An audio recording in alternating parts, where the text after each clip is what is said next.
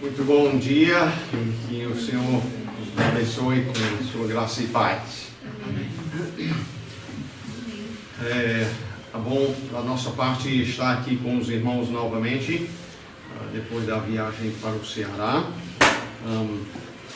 Eu notei aí que no domingo passado tinha pouca gente presente aqui. Eu sei que da parte de alguns não tinham transporte para poder chegar, que outros estavam doentes, mas eu espero especialmente o seguinte, que vocês não reúnem simplesmente por causa da nossa presença. A presença muito mais importante é a do Senhor, e que nós sejamos fiéis em ajuntar uns com os outros, para, como dizem em Hebreus capítulo 10, consideremos-nos também uns aos outros para estimularmos uns aos outros ao amor e a boas obras. Não deixemos de congregar-nos como é costume de alguns, nós façamos admoestações, tanto mais quanto vedes que o dia se aproxima. Nós não fomos feitos por Deus para viver isolado um do outro, não. Eu sei que às vezes o crente é ferido por situações que ocorrem na igreja que são difíceis, mas é importante a gente lembrar que em Cristo nós somos um corpo e o corpo precisa dos diversos membros. Que nós possamos assim glorificar o Senhor. Vamos baixar as nossas cabeças em oração. Ó Pai, nós te adoramos, nós queremos te adorar em espírito e em verdade, como o Senhor merece, orientado pela tua santa palavra. Te agradecemos por cada pessoa aqui presente nesta manhã. Tu sabes as necessidades do coração de cada um, e que a tua palavra seja usada por ti a este fim de abençoar a vida de cada um aqui nas suas necessidades, ó Pai. Nós rogamos isto no nome de nosso Senhor Jesus Cristo. Amém. Muito bem, hoje de manhã, quero dizer, seja bem-vindo às pessoas que estão aqui pela primeira vez nos visitando. É nosso prazer a presença de vocês, como também quero dar as boas-vindas aos que nos acompanham por meio da internet. A irmã da Lucineide Agil costuma fazer isso lá em Serrinha. Nós tivemos o privilégio de merendar lá na casa dela, tanto na ida para o Ceará como na volta. Ela nos hospedou muito bem lá. Almoço na volta, sim. Hoje eu não vou, e bem-vindo também ao Tiago e à Tássia, as filhas, depois da viagem aí para o Rio de Janeiro. Nós sentimos falta de vocês, oramos por vocês. Nosso prazer a presença de vocês aqui hoje de manhã também. Foi muito bom o nosso tempo no Ceará. Nós fomos especialmente para uma conferência de mulheres lá na Igreja Bíblica em Cruz, recebendo outras igrejas da região lá. O prédio não comportava todo mundo que queria vir, mas tínhamos 160 na primeira noite e 200 na segunda, e não cabia todo mundo não. E aí no domingo passado eu aproveitei para pregar na Igreja Bíblica em Sobral, fundada pelo meu irmão, e também em Canindé à noite, onde nós servimos ao Senhor. de 87 a 99. E gostaria de, então, transmitir para vocês a excelência da palavra de Deus e o seu uso por Jesus. Foi o que eu preguei durante esta viagem e queria compartilhar isso com os irmãos antes de voltar ao Evangelho de João que estamos pregando.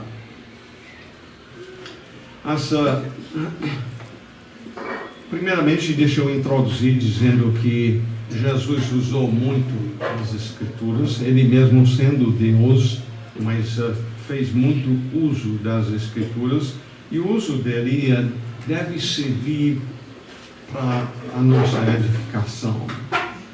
Primeiramente, eu quero começar lá em Lucas capítulo 24. Lucas capítulo 24. E Jesus havia acabado de morrer. E no capítulo 24, ele tem ressuscitado e tem dois dos seus discípulos no caminho de Emaús, aí lamentando a morte dele. E não somente lamentando a morte, mas na perspectiva deles, o corpo agora tinha sumido. Tinha sumido porque ele tinha ressuscitado, mas eles não tinham visto Jesus ainda e nem acreditavam que ele pudesse ter ressuscitado. Então ele acompanha eles por um pouco de tempo, sem se dar a conhecer. E depois de perguntar a eles por que estão tão desanimados, no versículo 25, ele os repreende primeiramente com estas palavras: ó nécios, ou tolos, em outras palavras, e tardios de coração para crer, reprovando essas duas coisas, tudo que os profetas disseram. Em outras palavras, ele está dizendo que foi profetizado essas coisas. Porventura não convinha que o Cristo padecesse e entrasse na sua glória?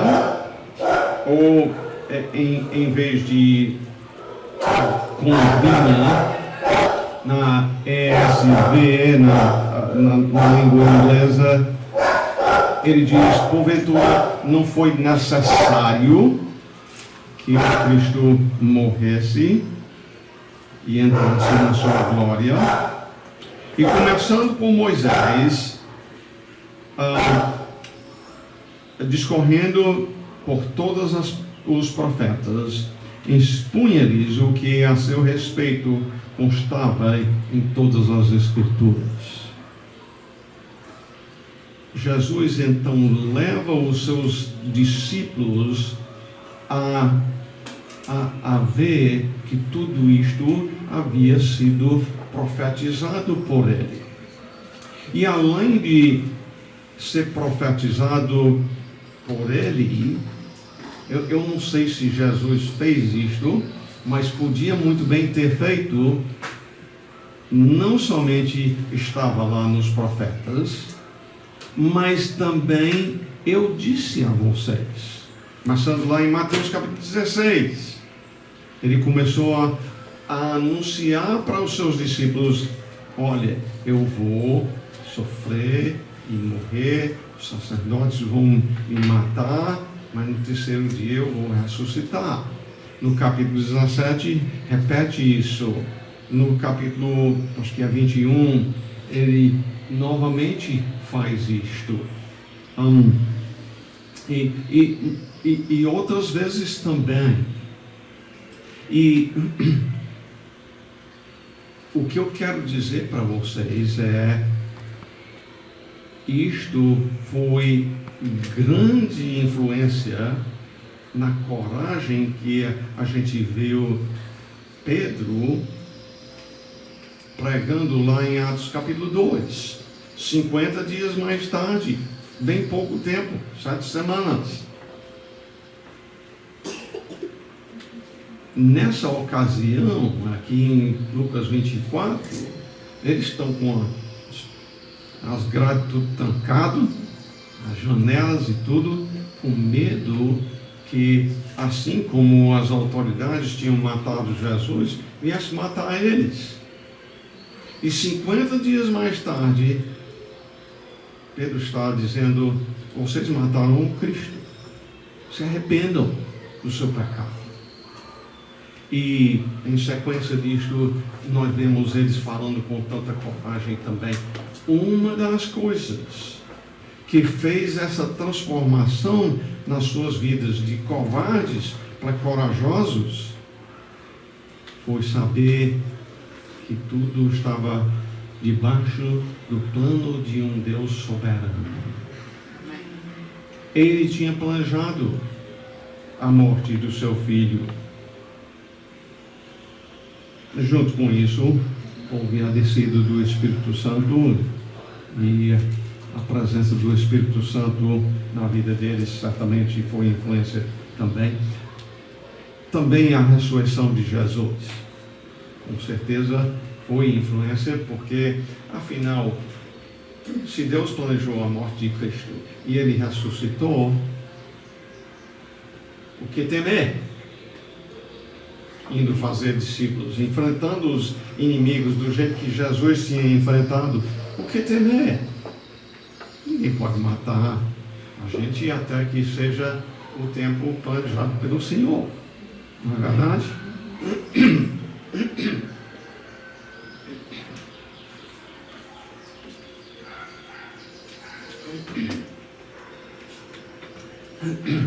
Então, o uso de Jesus nas Escrituras, a profecia, mostrando a soberania de Deus, cumprindo o seu plano, deu para eles coragem. Em João capítulo 10, versículo 35, Jesus diz as seguintes palavras: se ele chama deuses aqueles a quem foi dirigido a palavra de Deus, e a Escritura não pode falhar, tem duas coisas que eu quero chamar a sua atenção aqui quanto a este versículo. Primeiro, Jesus chama a Bíblia de a palavra de quem? A palavra de Deus. E a segunda coisa é, ele diz, sendo a palavra de Deus, não pode falhar. Ele é verdadeiro, ele não pode mentir. E sendo assim, tudo que ele diz vai ser cumprido. E você? Você crê que a palavra de Deus não pode falhar? Você crê que tudo aqui se cumpre? Sim, nós podemos às vezes não compreender direito a coisa, nós devemos interpretá-la literal, gramática, historicamente, mas tudo quanto ele disse vai ser cumprido. Você quer vencer o pecado na sua vida? Talvez tenha alguma coisa com que você tem lutado muito, seja atitudes ou ações na sua vida. Jesus nos mostra como vencer a tentação. Em Mateus capítulo 4,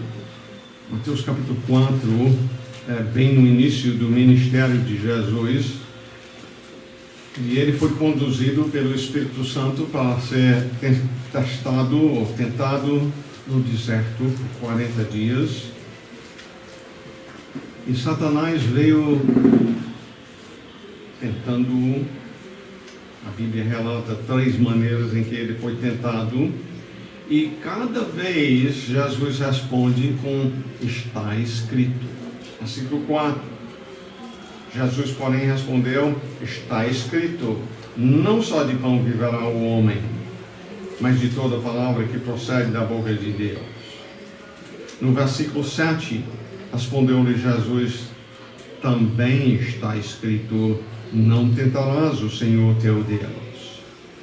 E no versículo 10, diante da última mencionada aqui, Jesus diz: retira-te, Satanás, porque está escrito: ao Senhor teu Deus adorarás e só a Ele darás culto.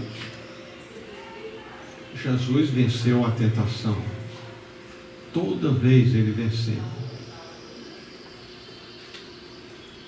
Ele tinha conhecimento das Escrituras e sabia aplicar as Escrituras a cada situação em que ele foi tentado.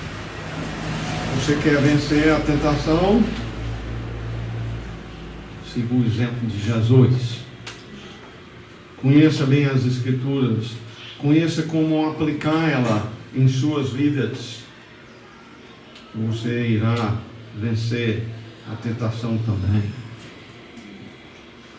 Passando para o capítulo 5 de Mateus. Mateus capítulo 5. Lá nós vemos, entre outras coisas, Jesus definindo o pecado. Nós precisamos compreender que nós somos pecadores.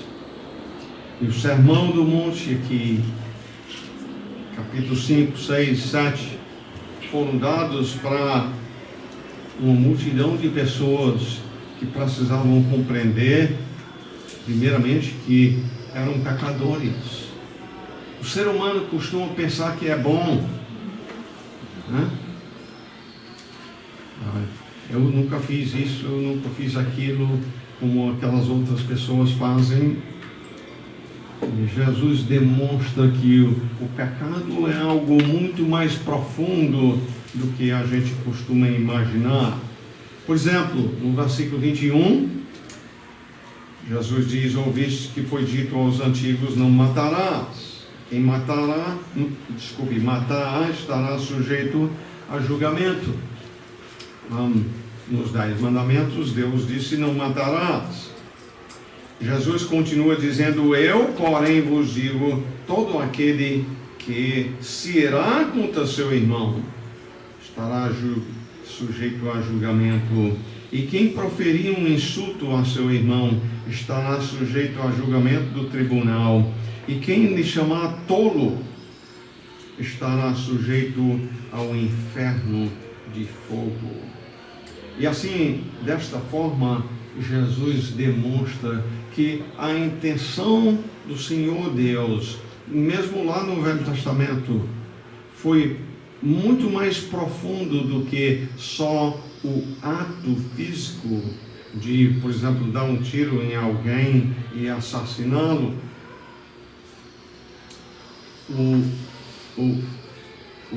A quebra deste mandamento, não matarás, já começa antes, quando a pessoa está irada contra outra pessoa. Assim como Caim se irou e passou a matar o seu irmão, a ira veio antes. A ira produziu o assassínio.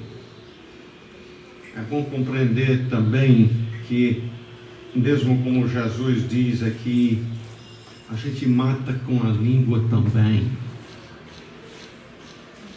Por exemplo, ele menciona aqui chamar alguém de tolo. É assassiná-lo no seu caráter.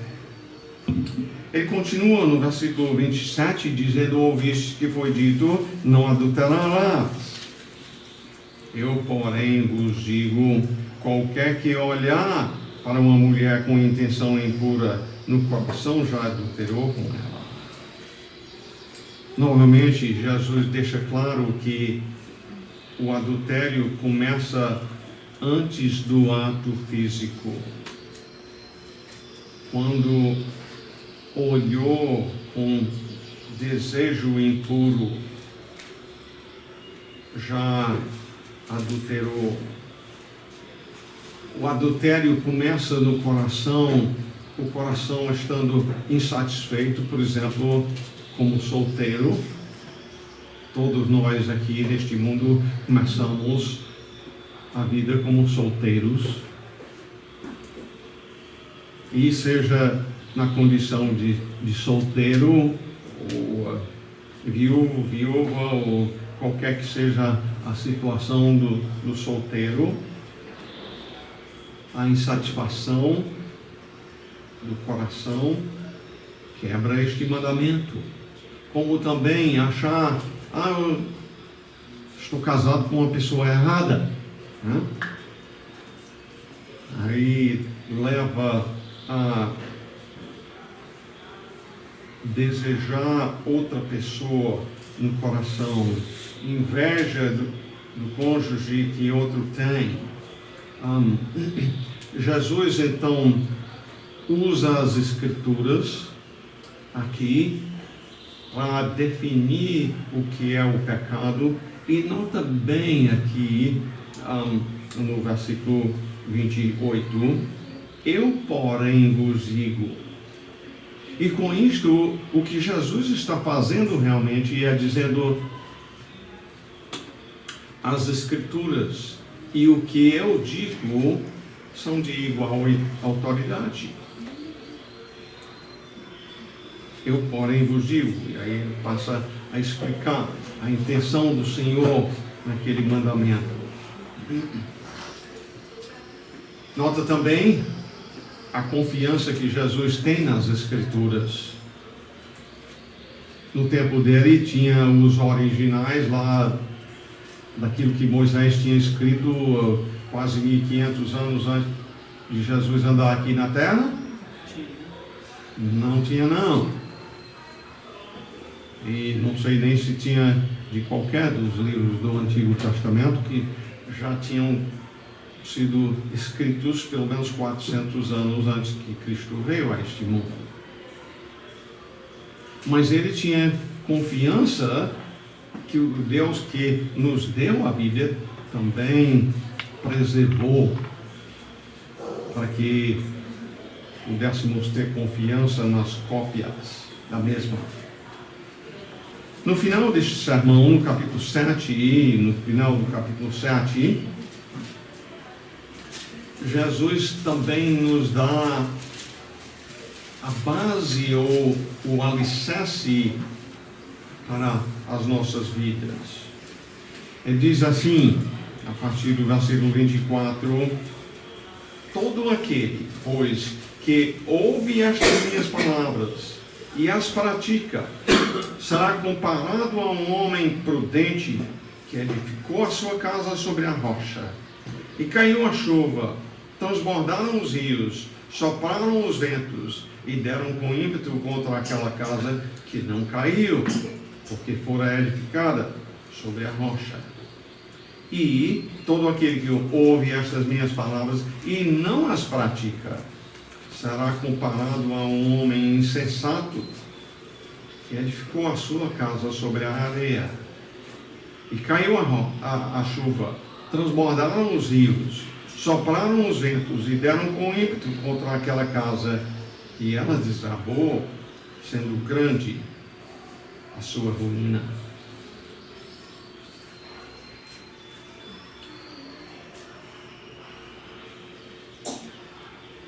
Todos dois são iguais no sentido de terem tido a oportunidade de ouvir a palavra.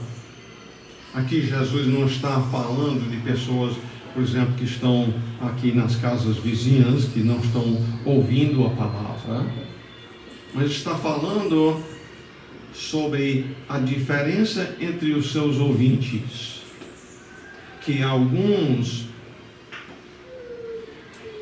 ouviriam aquilo que ele disse e praticam, ao passo que outros ouviriam e diriam, isso aí é para a vida de outra pessoa. Jesus diz, quem ouve a minha palavra e pratica, este é o sábio. E quando vem a tribulação, quando na figura aqui foi a chuva e os rios transbordando e tudo. Quando vem as dificuldades da vida, que vem para todo mundo, Jesus diz, aquele que tem como alicerce a minha palavra e pô-la em prática, esse vai perseverar até o fim. Vão comigo a Mateus capítulo 19. Mateus capítulo 19. E no versículo 3, diz, vieram a ele alguns fariseus e o experimentavam, perguntando, é lícito ao marido repudiar ou divorciar a sua mulher por qualquer motivo? Primeiramente, eu quero chamar a sua atenção a este fato aqui. Eles vieram fazendo essa pergunta com o desejo de viver uma vida santa, agradando ao Senhor? Não foi por este motivo que fizeram a pergunta, não. Vieram a fim de experimentar Jesus e levá-lo a dizer algo errado. Mas, nessa situação, então, olha como ele responde. Ele vai às Escrituras. Ele mesmo sendo Deus, o Filho de Deus. Mas ele vai às Escrituras. Ele vai a Gênesis, aquele livro a qual eu me refiro muito. Procuro nisto imitar Jesus. Ele creu na veracidade dos primeiros capítulos da Bíblia. Ele primeiramente refere-se a Gênesis 1 e 27. Ele diz, não tendes lido que o Criador desde o princípio os fez homem e mulher? E aí ele está referindo-se a Gênesis 1 e 27, onde, em termos da criação do ser humano, a Bíblia diz que Deus formou os dois à imagem e semelhança dele, os dois, homem e mulher, iguais nesse sentido, porém Deus os fez também diferente um do outro. Ele fez o ser masculino e o ser feminino também. Importa então para nós adorar o Criador satisfeito com aquilo que Ele nos fez. Do contrário, é rebeldia contra Ele. E aí, ele continua dizendo, e disse, por esta causa deixará o homem pai e mãe, se unirá a sua mulher, tornando-se os dois uma só carne. Aqui ele cita Gênesis 2 e 24. Ele estabelece com isso, então, a resposta quanto ao divórcio, dizendo, foi Deus que planejou o casamento, Ele planejou o casamento para o bem do ser humano, e o ser humano é que distorce isso.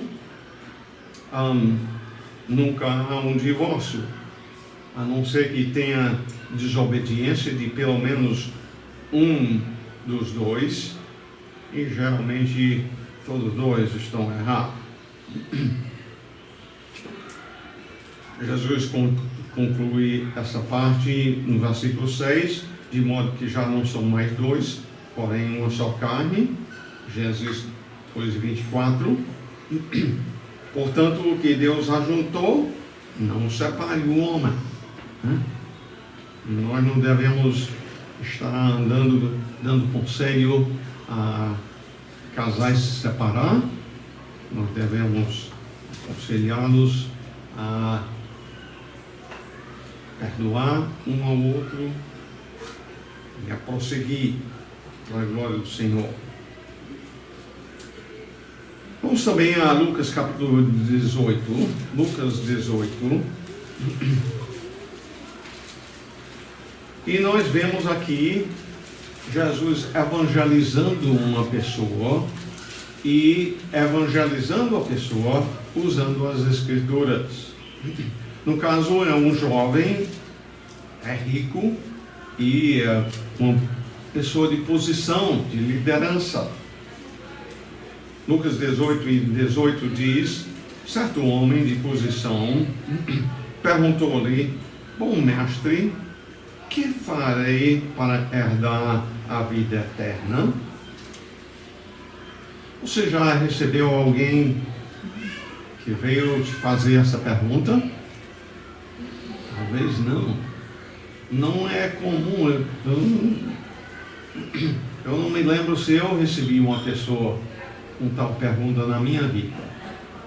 Já ouvi de pessoas que receberam, mas não é uma pergunta comum.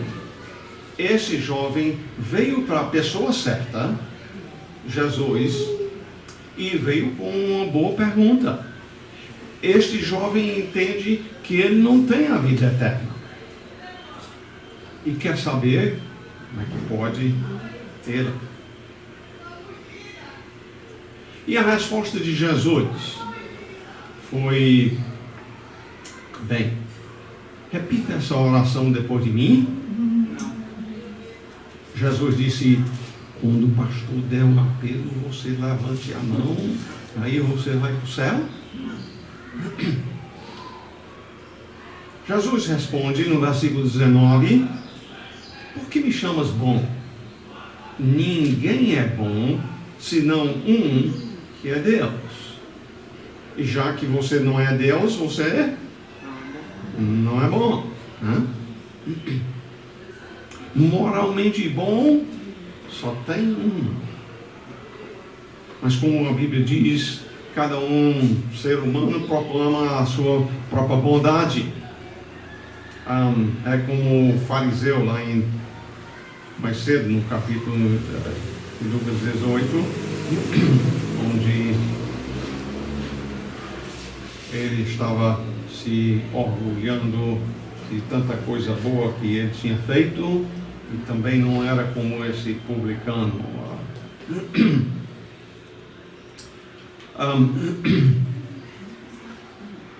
Jesus diz: ninguém é bom. Todos são pecadores contra o Senhor. Quando nós vamos evangelizar, nós precisamos começar por aí também. Ninguém clama a Jesus por salvação enquanto não se encontra perdido, enquanto não se entende como um que tem ofendido a um Deus santo. Então, no versículo 20, Jesus continua dizendo: sabes os mandamentos: não adulterarás, não matarás, não furtarás, não dirás falso testemunho, honra teu pai e a tua mãe. Aqui está o uso de Jesus, o uso que Jesus faz das Escrituras. O que ele está citando? Os 10 mandamentos, desde o 5º ao 9º. Ele está querendo levar este jovem a reconhecer que é um pecador. Ele está dizendo que é por meio de boas obras que você é salvo? Não.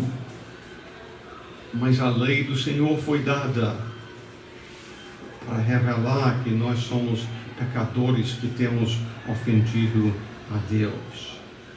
Vocês têm me ouvido dizer várias vezes, como eu gosto de ouvir os YouTubes do Ray Comfort, que é da Nova Zelândia, mas mora nos Estados Unidos, e ele sai evangelizando as pessoas e filmando. Ele costuma perguntar primeiramente: você crê que acontece o que depois da morte? E muitos vão acreditar que depois da morte tem o céu. E ele passa a perguntar: o que é necessário fazer para para ir para o céu, vão falar em ser uma pessoa boa. Aí ele pergunta: e você? É uma pessoa boa? E quase sempre a resposta é sim, sou. Ele diz: pois eu vou procurar te convencer que você não é uma pessoa. Você topa? Quantas mentiras você já contou na sua vida? E geralmente as pessoas vão dizer que sim. Em algum tempo na sua vida, você já levou algum objeto mesmo que fosse de pequeno valor, que não fosse sua? Você já blasfemou o nome do Senhor? Você já olhou para uma pessoa com intenção impura no coração? Isso aí também quase todo mundo diz que sim. Pois eu não estou te julgando não, você mesmo acabou de dizer: você é um mentiroso, você é um ladrão, você é um blasfemo, você é um adúltero. Deus te dando juízo, te fazendo justiça, Deus te julgando pela lei dele. Você vai para o céu. Jesus está aplicando a lei aqui ao evangelizar este homem. Ninguém vai buscar a Cristo como o seu Salvador até que está convencido de que tem quebrado a lei de Deus, que é um pecador. E a resposta desse rapaz no versículo 21 é: tudo isto tenho observado desde a minha juventude. Eu sou uma pessoa boa. Eu tenho obedecido a estas coisas. Ele não entende ainda o que é que Deus existe, o padrão dele. O texto então continua dizendo: ouvindo Jesus, disse-lhe: uma coisa ainda te falta. E aí nessa hora talvez a esperança dele cresce, né? É só uma coisa, né? Vende tudo o que tens, dá aos pobres, e terás um tesouro no céu, depois vem e segue-me. Mas ouvindo ele estas palavras, ficou muito triste, porque era riquíssimo. Ele queria a vida eterna, mas tinha uma coisa que ele queria mais. Ele amava os seus bens mais do que a Cristo. Ele saiu triste. E aí eu pergunto: Jesus não soube evangelizar? Ele precisava que você ensinasse ele como evangelizar, foi? Ou é nós que precisamos aprender dele como é que a gente evangeliza um perdido? É compreender que pelo menos na hora que nós evangelizamos alguém, nem sempre ela vai se converter na hora. E alguns nunca vão. O nosso trabalho é semear a palavra, é estar qualificado em termos de saber apresentar bem o Evangelho. Mas o fruto depende do Senhor. Em Mateus capítulo 22,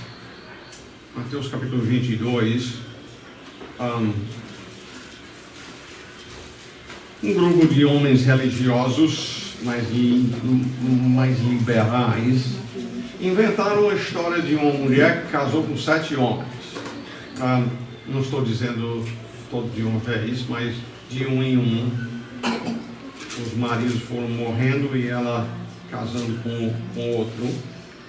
E a pergunta deles foi: na ressurreição, coisa em que eles saduceus não acreditavam, de quem ela será esposa. E de novo, a questão deles não foi viver uma vida santa, foi debochar das Escrituras. E a resposta de Jesus foi esta: errais não conhecendo a Escritura nem o poder de Deus. E ele então continuou dizendo: e quanto à ressurreição dos mortos, não tendes lido o que Deus vos declarou? E aqui ele passa a citar as Escrituras. Eu sou o Deus de Abraão, o Deus de Isaac e o Deus de Jacó. Ele não é Deus de mortos, e sim de vivos, Jesus diz. E com isto Jesus usa o próprio tempo do verbo para estabelecer que haverá ressurreição. Deus disse: eu sou o Deus de Abraão, que nesse caso já tinha morrido uns 500 anos antes disto. Mas ele estabelece com isso o fato que Abraão, Isaac e Jacó estão vivos. Em conclusão, então, a excelência da Escritura é demonstrado muito claro por Jesus no uso que ele faz da mesma e na confiança que ele tem nas Escrituras. Ele repreendeu pessoas pela sua falta de confiança nas Escrituras. Eles explicando as profecias e mostrando o cumprimento delas, levou os seus discípulos a poderem ter coragem na pregação do Evangelho. Ele venceu as tentações, dizendo: está escrito. Você conhece as Escrituras, se aplica às Escrituras a situações específicas para vencer a tentação na sua vida. Ele também usa a Escritura para definir o que é pecado, o que ofende ao Deus que nos criou, para com isto chamar pessoas ao arrependimento. Ele evangeliza usando os 10 mandamentos para convencer pessoas dos seus pecados.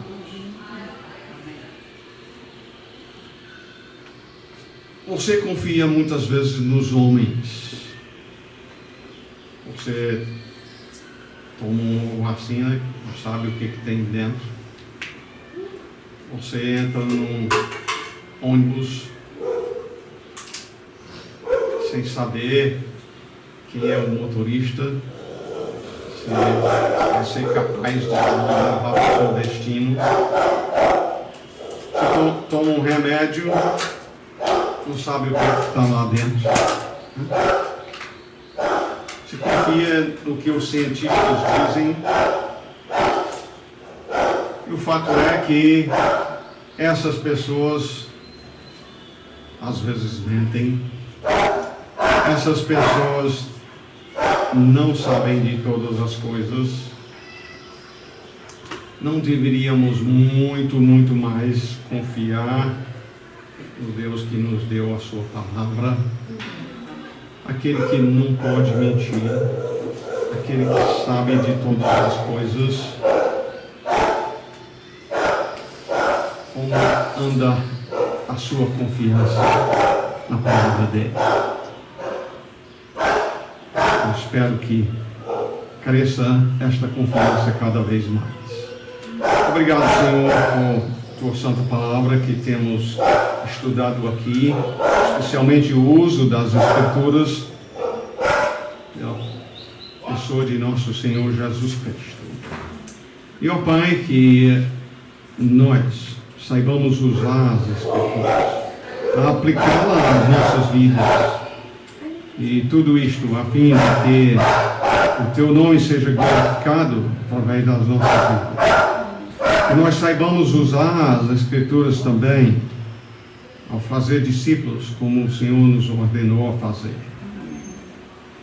E se tem alguém aqui nesta manhã que ainda anda pensando que é uma pessoa boa, que ela se arrependa de tal pensamento, que se humilhe diante de Jesus Cristo, aquele que, como foi profetizado, veio a este mundo, viveu uma vida perfeita, sofreu e morreu na cruz, algo planejado por Ti, para a nossa salvação, que possa passar assim a confiar única e exclusivamente em Ti, para salvar.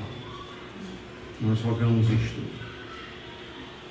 no nome de nosso Senhor Jesus Cristo. Amém. Amém.